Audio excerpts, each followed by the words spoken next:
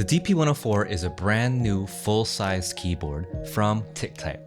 Also a brand new offshoot of Neo, QWERTY, Owl Labs, all that. Pretty sweet, not sure why they needed a new one, but after trying out this keyboard, I kind of get why it exists. But let's get right into it. So first off, this is a full-size board and pretty cool looking one at it too. It's supposed to be inspired by video games, sort of, and it's supposed to be nostalgic. I can kind of see it, but overall it's very futuristic looking and it's pretty fun too. I mean, look at all these LEDs in the right-hand corner. It's pretty fun and very customizable, thankfully with the included buttons up top. The backlight RGB is also something that I'm rather fond of just because of the whole theme of the keyboard. The included DISA PPT keycaps are also pretty decent. They don't feel chintzy at all, they don't feel super, I guess, thin.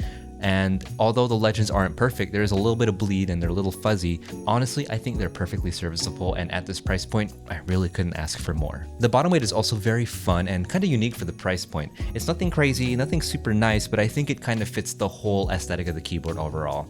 Finally, looking at this side profile, it is gorgeous. I love how they always separate the side profiles and you don't have to think about it as being seamless, but sort of as all this one cohesive design, and it's quite a bit of machining too, which I'm surprised for at this price point. Overall, this board is really well designed. It looks pretty sweet. I think it's a matter of preferences as to whether you like this keyboard. It's definitely not giving Matrix at home like QK might have given. It's definitely unique and it's pretty fun to see. Also, this thing has a magnetic enclosure design. Awesome, makes it easy to build and unbuild or whatever you want to do for it. And it's pretty sturdy too. I'm surprised. This is not a light keyboard. It's light for its size, but it's not light overall. So it's pretty sweet that they managed to make that work at this weight. Also, this board uses leaf springs, which I was personally surprised by. I have not seen this in QWERTY or I guess that studio's cheaper keyboards. It's typical in their more expensive ones actually. So it's pretty cool to see them here. That being said, I could be wrong, so please correct me in the comments if I am. Now, feel-wise, this board is pretty soft in the default configuration. This board is pre-built, by the way, which is pretty surprising for the price. But yeah, as it comes, it's a soft bottom out. It's not flexible or bouncy, but it's soft. But then I removed all the foams and this thing has a ton of flex and bounce, and it's very, very soft, and I actually really like how it feels without any of the foams. I don't believe that there are any metal or steel plates. It's just the included plate that's plastic. I believe it's PP. I'm gonna put a correction right here if it's not. You're kind of stuck with a softer bottom mount, which is totally fine. Now for sound. Stock, this comes like filled to the brim with foams, like more foams than I've seen in other QWERTY keyboards. And the sound reflects that.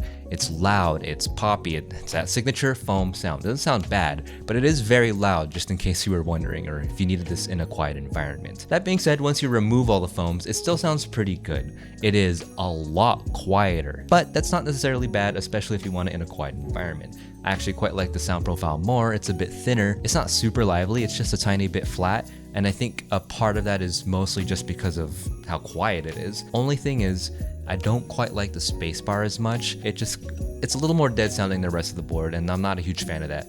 But it's a very small caveat.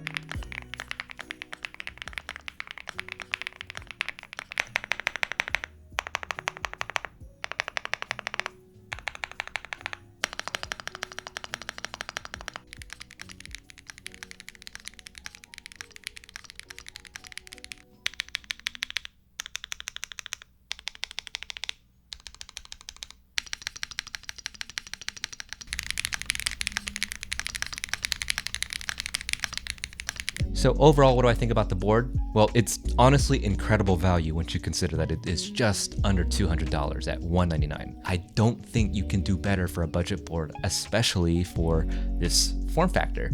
There are other budget boards that have this form factor that can have maybe a similar, I guess, aesthetic, but they don't come in at the kind of quality that this does. They don't sound as good, they don't look as good, they don't feel as good, and they don't have that fun magnetic enclosure. This is the most well-rounded board under $200 if you're looking for this kind of layout. And honestly, regardless of layout, it's still an incredibly well-rounded board, and if you're not bothered by the size layout, go for it. Now, there aren't a whole lot of options in terms of customization. You can either choose linear switches or you can choose silent tactiles, and you can choose colors. That's kind of about it that I saw for customization, but even with that, I still think it's a really good value. If you want different switches, just buy some and throw them in there. But honestly, small price to pay when you get everything else at that quality. So yeah, thank you TicType for sending this out. Really appreciate it.